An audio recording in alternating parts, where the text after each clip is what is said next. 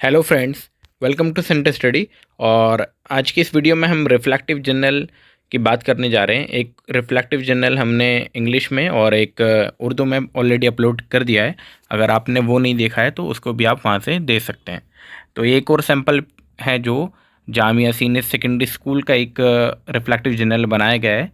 तो ये अभी रिसेंटली 2020-22 वाला है। तो आप सबसे पहले एक्नॉलेजमेंट लिखते हैं, जिसको एतराफ़ कहते हैं, और उसमें आप अपने बारे में लिखेंगे कि आपको कहाँ से मिली, आपके टीचर्स वगैरह कौन थे। तो वो सारी चीज़ आप यहाँ पे शामिल कर सकते हैं। और उसके बाद डेफिनेशंस जो बेसिक है, जो हमने प्रीवियस वीडियो में भी बताई थी कि रिफ्लेक्टिव जर्नल होता क्या है, उसके बारे में बता देंगे आप। बहुत शॉर्ट में, कुछ ज़्यादा ब्रीफ नहीं देना है, आप टू द पॉइंट बात करेंगे वहाँ पर, जिससे आपकी रिफ्लेक्टिव जर्नल ज़्यादा टू द पॉइंट नज़र आए। और उसमें आप यहाँ पे ये भी डेफिनेशन देख सकते हैं, साथ ही साथ आप अपनी और भी बुक्स वगैरह से डेफिनेशन देख सकते हैं। वहाँ पे भी आपको बहुत सारी चीज़ें मिल जाएंगी। पर्पस क्या होता है रिफ्लेक्टिव जर्नल का, वो सब चीज़ें यहाँ पे इंक्लूड कर लेंगे। जैसे यहाँ 2-3 पॉइंट इंक्लूड है ऑलरेडी। और उसके बाद बेनिफिट ऑफ रिफ्लेक्टिव जर्नल, हम क्यों बनाते हैं रिफ्लेक्टिव जर्नल, ताकि प्रोफेशनल ग्रोथ हो सके आराम से। और उसके बाद आपका जैसे फैसिलिटेट टीचिंग को आप फैसिलिटेट कर पाए, और इम्प्रूवमेंट स्टूडेंट टीचर रिलेशनशिप। तो उसमें आप ये भी बता सकते हैं कि कैसा रिलेशन होता है, मतलब स्टूडेंट और टीचर का, जब उनके बारे में स्टडी की जाती है, रिफ्लेक्टिव जर्नल बनाया था, तो कैसे हम उसको इम्प्रूव कर पाएँ रिलेशनशिप को, इस और प्रॉब्लम सॉल्विंग को ज़्यादा से ज़्यादा इन्हांस कर पाए, इसके बारे में बात करेंगे। और इनोवेशन की बात करेंगे कि इन्हांस इनोवेशन। और भी पॉइंट्स आप यहाँ पे शामिल कर पाएंगे। साथ ही साथ आप रिफ्लेक्टिव साइकिल किसे कहते हैं, ये भी आप लिखेंगे, और इसमें कितने पॉइंट्स शामिल हो सकते हैं। जैसे यहाँ पर 6 पॉइंट यहाँ पर ऑलरेडी यहाँ पे इंक्लूड किए गए हैं। और फिर आपका रिफ्लेक्टिव जर्नल स्टार्ट हो जाएगा। आप इसके अंदर रिफ्लेक्टिव जर्नल में आप जैसे ये कोविड-19 के दौरान जो रिफ्लेक्टिव जर्नल शो किया गया है, तो आपका अगर ऑफलाइन हुआ है तो ऑफलाइन, अगर आपका ऑनलाइन हुआ है तो ऑनलाइन आप वहाँ पे शो कर लेंगे। फिर आपके ये पॉइंटर्स आपकी शक्ल में होंगे कि आपने कैसे क्लास में क्या किया और कब से कब तक आपकी टीचिंग प्रैक्टिस चली।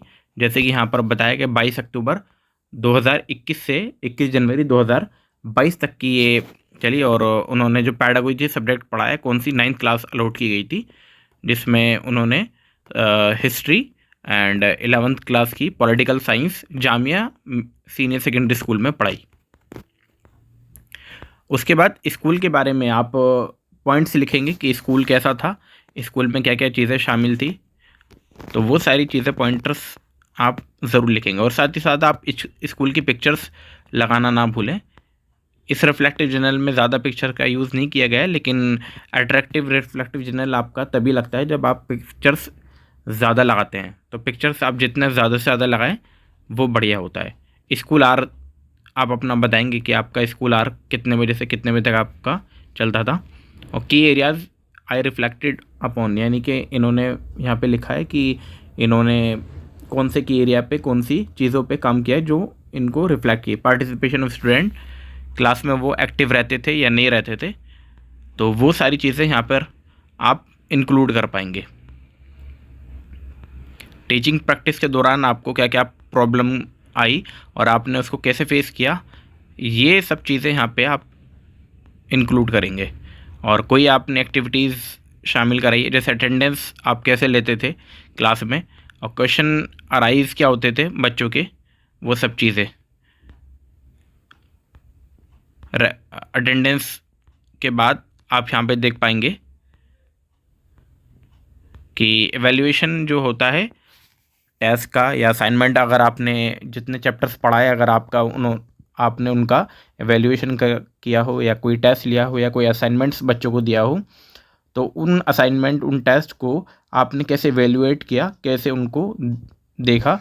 और रेगुलर बेसिस पर आप जो बच्चों की कॉपीज़ जो होते हैं, जो नोटबुक होती है क्लास वर्क, उनको भी आप चेकिंग में यहाँ पर शामिल करेंगे कि आपने किस तरीके से उनकी कॉपीज़ को चेक किया। और वहाँ पे ये बता सकते हैं कि अगर बच्चों की कॉपी में कंप्लीट काम हुआ है और कुछ ऐसे एरर भी जो आपने कॉमन पाए हो कुछ बच्चों में, वो सब चीज़ आप यहाँ पे इंक्लूड कर लेंगे दोस्तों। फिर उसके बाद आप अपने रिफ्लेक्टिव जर्नल में, जैसे कि यहाँ पर इन्होंने ऑनलाइन था तो outsider can join the meet, यानी कि गूगल मीट में कोई भी बाहर का ज्वाइन कर जाता था। तो कभी कभी ऐसे इंसिडेंट्स भी हुए हैं ऑनलाइन टीचिंग के दौरान। तो आपके साथ तो अगर आपका ऑफलाइन हुआ तो ऐसा कोई इंसिडेंट नहीं होगा, लेकिन आप बहुत सारी चीज़ें आप इंक्लूड कर लेंगे, जैसे क्लासेस में कितनी स्ट्रेंथ थी, आपने किस तरीके से हैंडल किया, क्लास में शांति थी नहीं थी, ये सारी चीज़ें यहाँ पर शामिल करने वाली होती है। Preparing of lot of lesson plan and power point presentation, और आपने जो अपने लेसन्स प्लान बनाए और उनके लिए जो टीचिंग एड मटेरियल होता है, अगर आपने ऑनलाइन पावर पॉइंट प्रेजेंटेशन यानी कि जिसको पीपीटी के नाम से भी जानते हैं वो बनाया तो वो भी इंक्लूड कर लेंगे।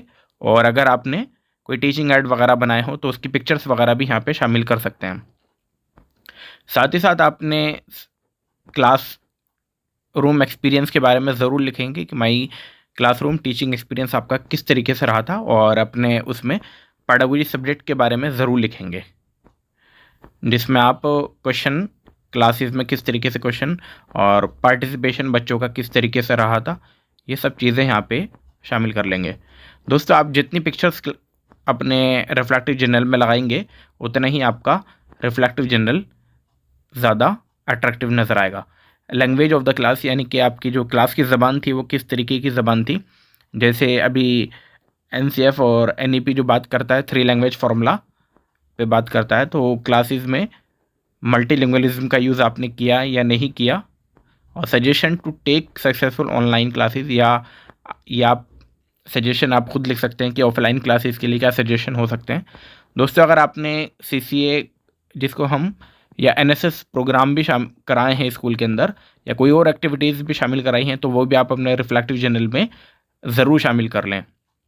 और साथ ही साथ उनके, अगर आपने कोई सर्टिफिकेट प्रोवाइड कराया हो, कोई ट्रॉफीज़ वगैरह प्रोवाइड कराई हो उन कंपटीशन में, तो वो बच्चों को उनकी पिक्चर्स भी आप ज़रूर लगाएं। तो प्लान फॉर लर्नर सेफ्टी, और उसके बाद लास्ट में आप रिफ्लेक्टिव जर्नल को कंक्लूड कर देंगे। तो ये था दोस्तों जामिया मिल्लिया इस्लामिया का, जामिया सीनियर सेकेंडरी स्कूल का एक रिफ्लेक्टिव जर्नल का एक सैम्पल। आई होप आपको ये पसंद आया होगा। अगर आपको इसी तरीके के और भी रिफ्लेक्टिव जर्नल या और अदर BEd के असाइनमेंट की ज़रूरत हो तो आप हमें कमेंट बॉक्स में बता सकते हैं। बहुत बहुत शुक्रिया आपका।